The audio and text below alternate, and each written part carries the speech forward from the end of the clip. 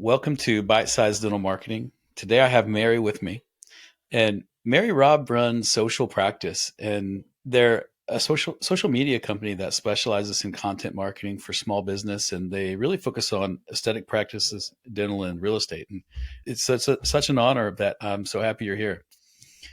Thank you for having me. I really appreciate you for inviting me on. And Yeah, tell me a little bit about how you started, and tell me a little bit about the path you've taken over the last couple of years. yeah, so I've been in marketing for over 10 years now, and I've worked for several agencies where I got the opportunity to support and really help develop the marketing campaigns for small business owners, small to medium sized businesses. And I just fell in love with marketing for small businesses because it is just so fun to get to know a client's vision for the business that either they're launching or that they have built and where they want to go and really dive into what their goals are and from a strategic perspective help them map out how they can achieve those goals more on the front end of getting in front of the right people. So I started social practice 4 years ago, back in 2019, 1 year before COVID. We survived COVID, which was a huge blessing, but every year we have doubled. It's been a huge blessing. But as you've probably seen, Eric, and the people listening, social media is just such a useful tool to reach your target client if it's executed properly. So we've just been, again, super blessed with so many opportunities to support small businesses, clients. We really have narrowed in our focus to dental offices, med spas, fee for service offices. And these individuals, are in markets that are saturated, that are competitive. And so it's super, super important that they have the right marketing strategy, the right marketing teams to support them, to help them reach their goals and to remain competitive and to continue growing. So, yeah, we've been doing it now for 4 years, and we have big plans to keep growing from there. So, yeah, that's a little bit about us. I love the small owned businesses as well. We have, in fact, intentionally stayed out of a lot of DSOs just because I like it when someone's identity is wrapped up in the company. I want them to care about the people. I want them to care about their community. I want them to be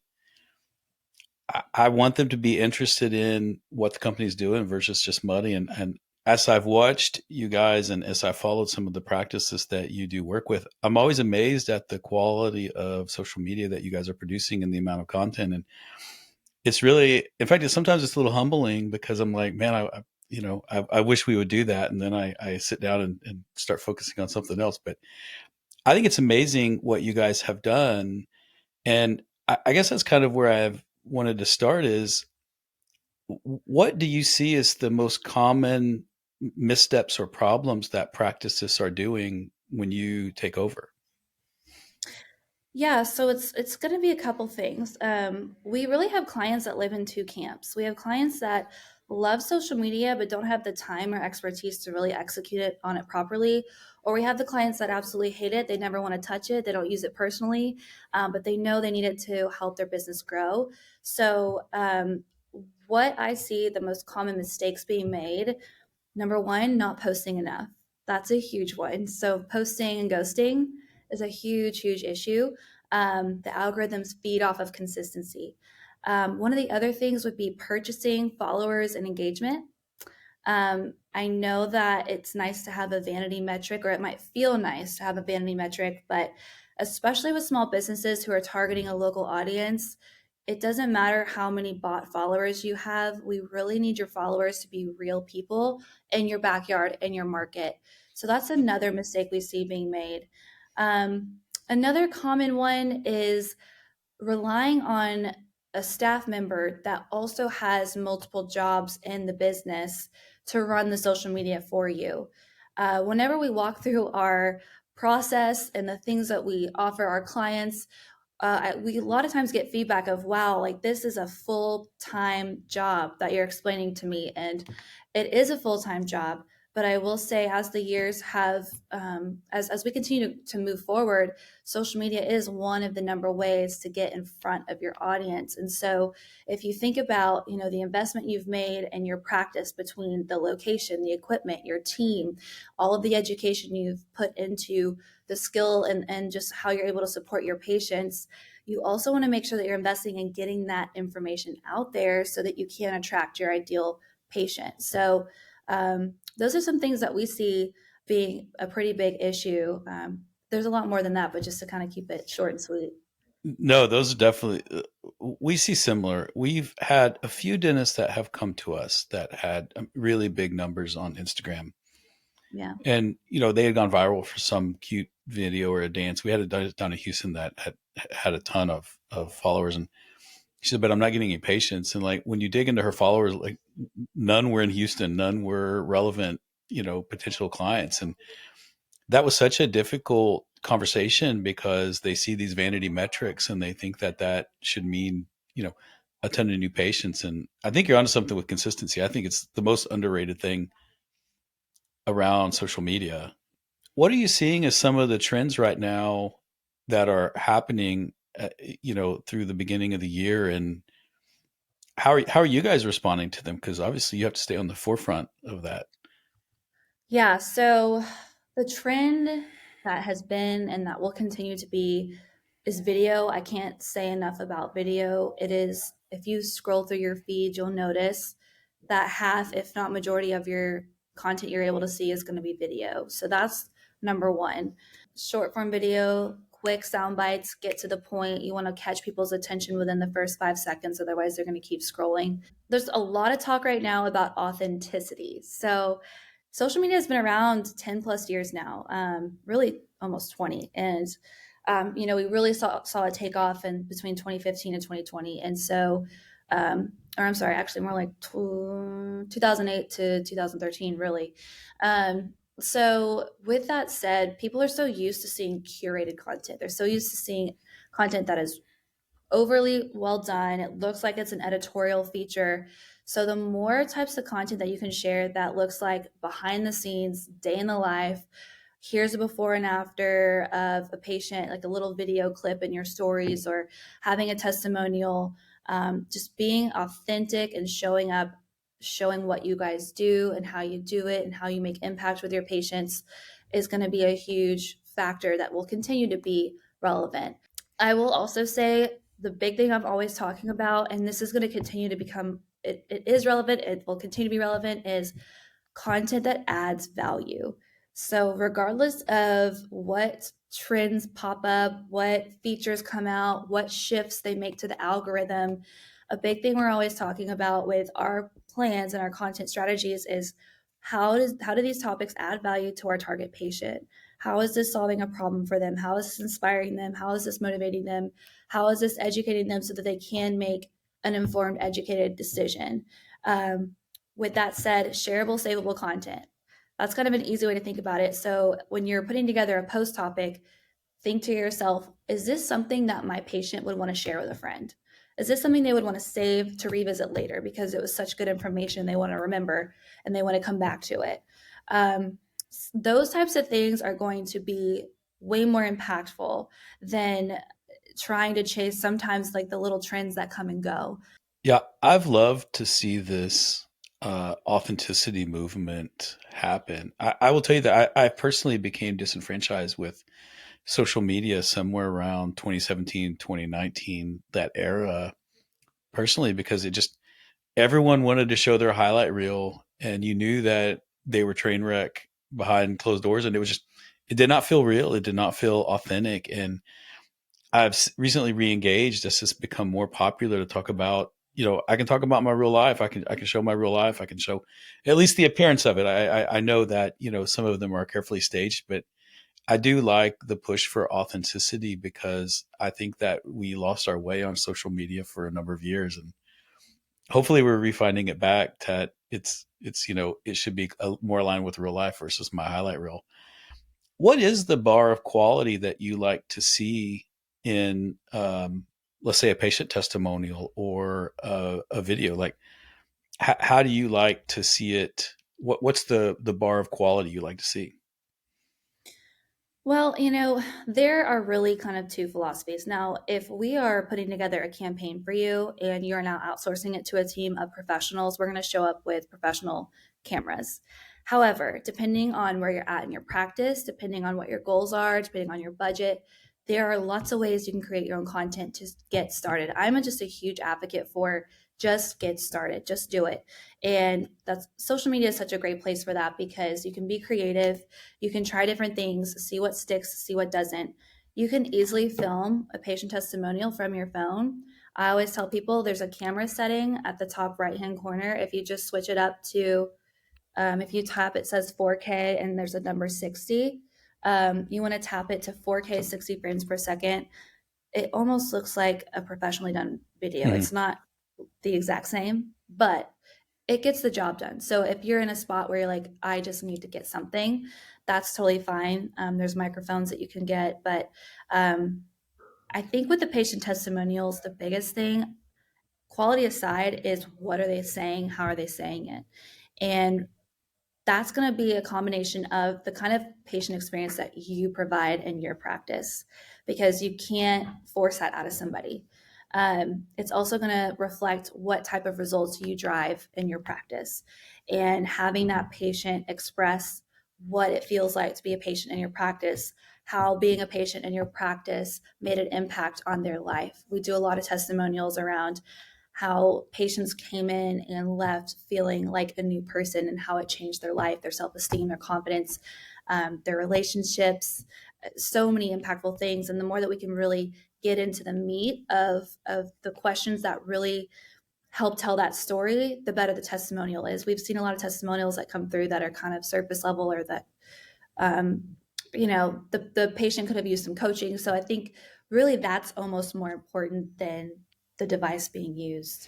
I love your philosophy of just get started. I think people underestimate that as you start posting more regular, as you start engaging with people in your channel more regular, as you do these things more regular, like it will start pushing you to where you need to be.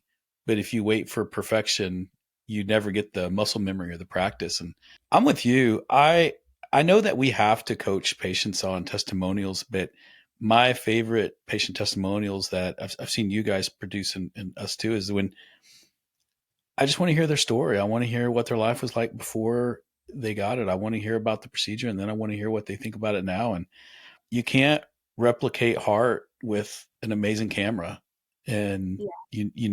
you want that heart to show through. Obviously, no one hires you to get a million followers. They at some point we're both hired to deliver financial results. Mhm. How do you find it is best to measure the success of social media? Like, how do you know it's working for a dentist or a med spa, given that there's so much available out there of metrics, and what metrics matter to you that from both kind of a I feel like I'm moving in the right direction, and then how do you answer the is this working question? It's a great question. So there are kind of a couple different buckets I'll walk us through. There's three. There's the reach, the follow, like the click throughs, and then the leads. So first we look at the content's actual reach. So that's how we're going to drive people to the profile and drive people to the website is we got to reach people. So the reach is the number of unique visitors who saw that post. So we want a high reach on our videos, on our posts, on our stories. The other things we like to look at kind of under that bucket is content interactions. A huge, huge win is when you see shares and saves. That's a big area of focus. That means that you're putting content out there that is shareable or savable. Um, Also, comments. We like comments better than we like likes because Mm. comments really mean that someone has really absorbed the content that you're sharing, the things that you're sharing to them, and they found value enough in what it is that you're sharing to leave feedback and to leave their perspective, to leave a compliment, whatever it is. So comments are huge. Likes are incredible. Followers are also a great, great, great statistic. That does show us that the people that we're wanting to reach are wanting to stay in touch with us, which is a big green flag. I would say that's kind of a warm lead. Now, from there, we need to drive traffic to conversion. So we look at profile visits. So that's someone who saw a post, clicked on your profile, and now they're looking at your page as a whole. That's a huge KPI just because it shows us that people are really starting to take their time to stop in their scroll, move on to a whole new profile, and learn more about you as a business. And then, of course, website clicks is a big statistic that we look at because we want them to convert as a new patient lead. Um, with that said, there are a lot of different ways to track leads. The ultimate goal of any marketing campaign is brand awareness and lead generation. So, from a lead generation perspective, we look at a couple different ways. Social media can be tricky to measure success. And so, that's just kind of like an ongoing thing that we're always focused on. So, we use call tracking so you can track calls that come through the social media campaign. We want leads to come in that way.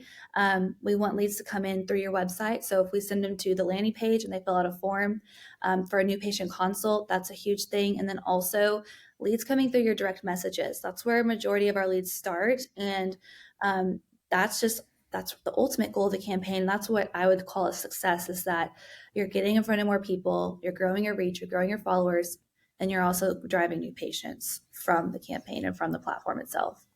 Do you monitor it on their behalf, or do you just have some Jedi mind trick that you mind trick them into monitoring it? We have community managers. We have a community manager team that monitors the inbox every day because we have tried different softwares, and I have not found one yet that I am in love with that I would pay to use for my own business. And Mhm.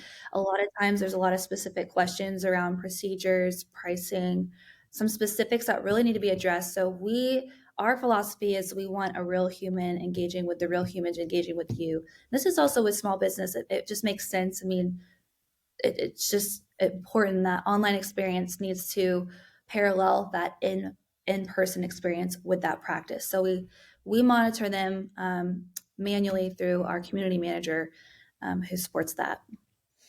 That's such a differentiator.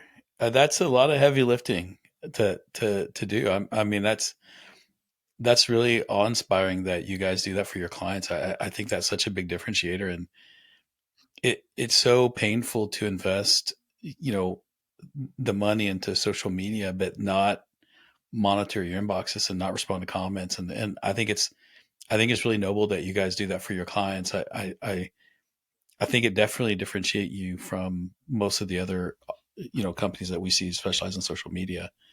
And it's really refreshing to see you guys care about your clients so much.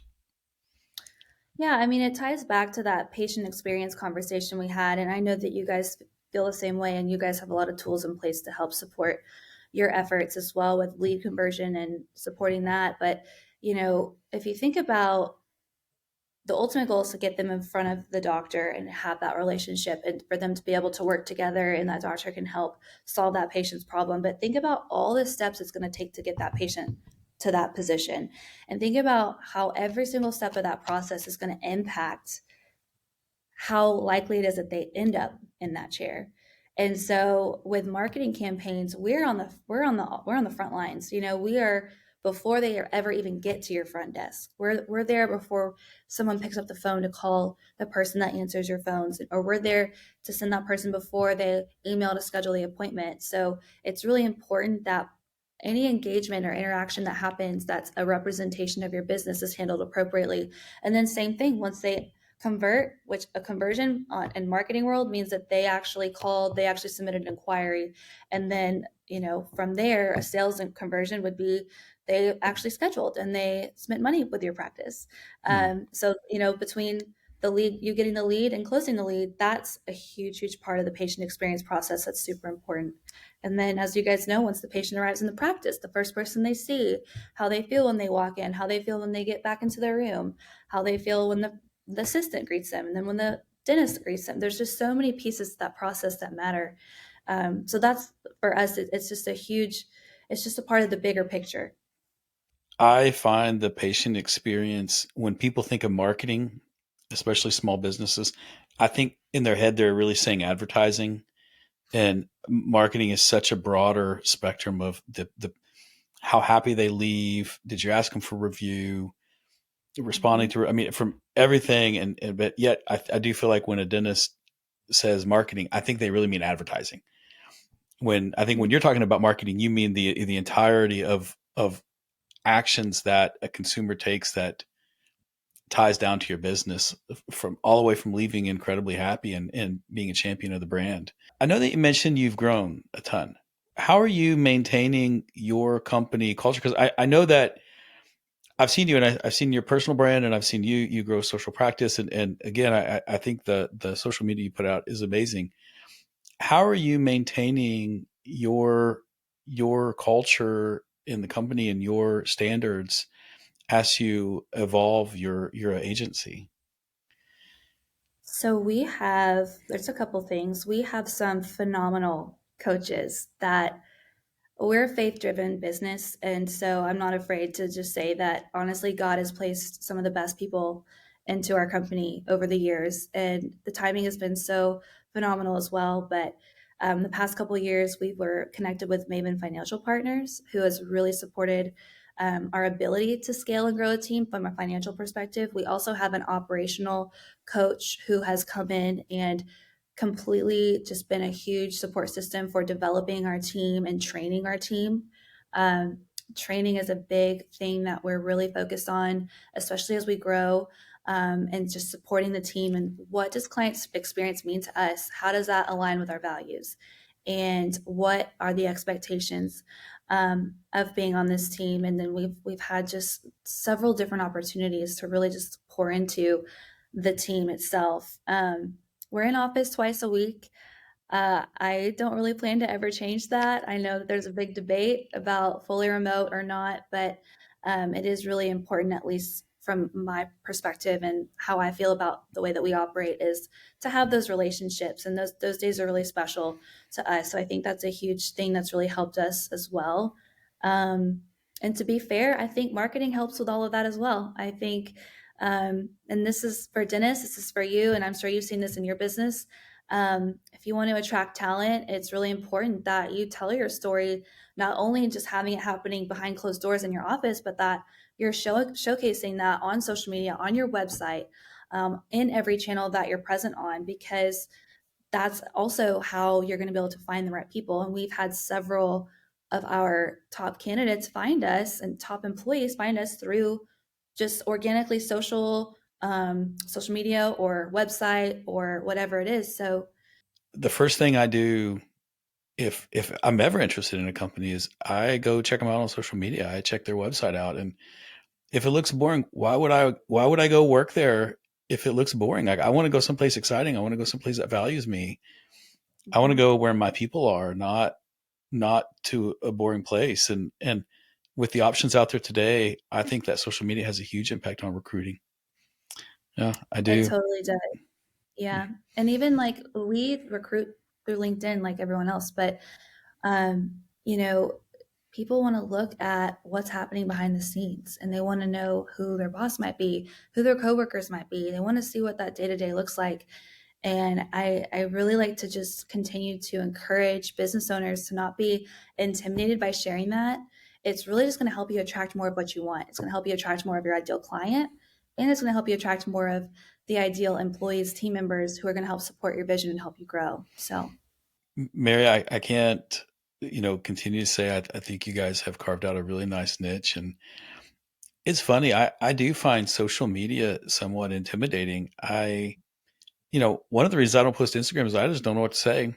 In my head, the bar was so high, and in reality, it's people just need to just start doing it. And I think that's such wonderful advice. But again, thank you so much for joining me today, and I'd love to have you on again because we certainly all run in the same circles. But thank you again. I'm so humbled that you've decided to jump on with me. Thank you. thank you so much.